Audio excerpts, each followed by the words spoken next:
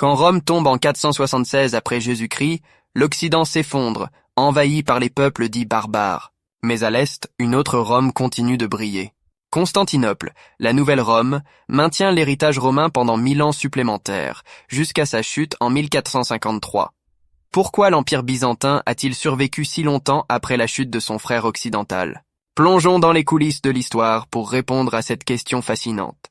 La première réponse réside dans la géographie et l'architecture. Constantinople est une forteresse naturelle.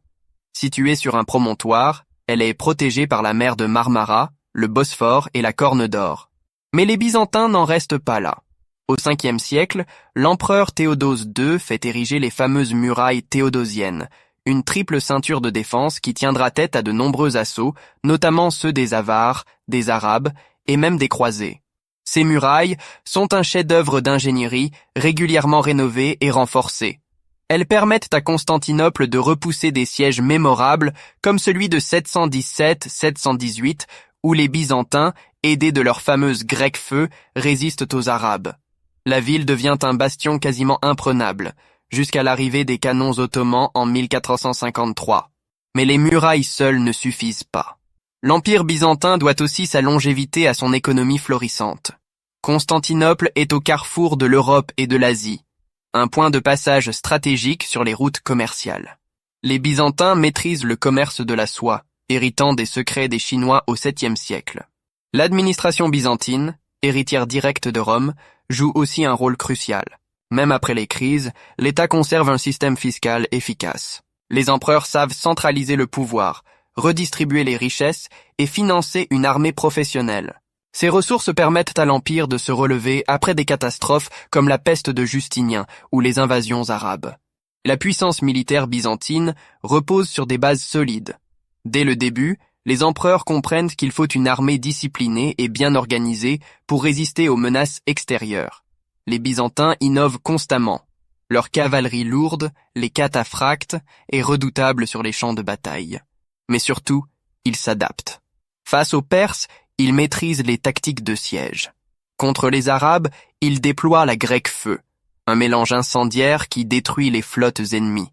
Et lorsqu'ils sont dépassés par les armées turques, ils recrutent des mercenaires et signent des alliances stratégiques.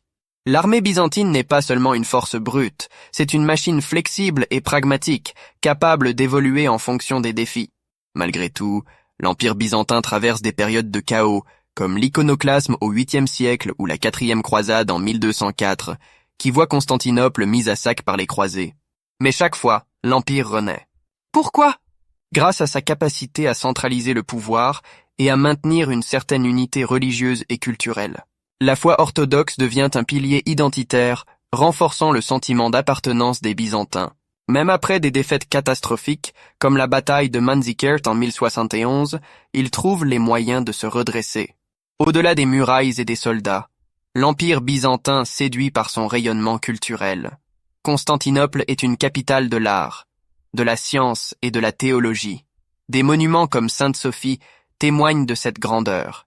Les Byzantins excellent aussi dans l'art de la diplomatie. Ils exploitent leur position stratégique pour jouer les grandes puissances les unes contre les autres. Par exemple, ils enrôlent les peuples voisins comme les Bulgares ou les Slaves dans leur sphère d'influence, parfois par des alliances matrimoniales, parfois par l'évangélisation. Pourtant, cet empire millénaire finit par s'éteindre. Pourquoi? À partir du XIe siècle, les menaces s'intensifient.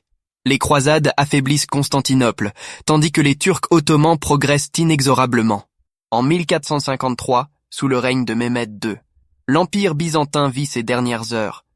Constantinople tombe après un siège héroïque. Les murailles théodosiennes, impénétrables pendant des siècles, cèdent enfin sous les coups des canons ottomans. La chute de Constantinople marque la fin d'une époque, mais l'héritage byzantin perdure. À travers la religion orthodoxe, l'art et même le droit, Byzance continue d'influencer le monde. En survivant 1000 ans après Rome, l'Empire byzantin prouve que l'intelligence stratégique, l'adaptabilité et la résilience peuvent défier le cours de l'histoire. Alors, la prochaine fois qu'on vous parle de la chute de Rome, souvenez-vous, à l'Est, un empire résilient a continué de faire briller la flamme romaine bien au-delà de l'Antiquité.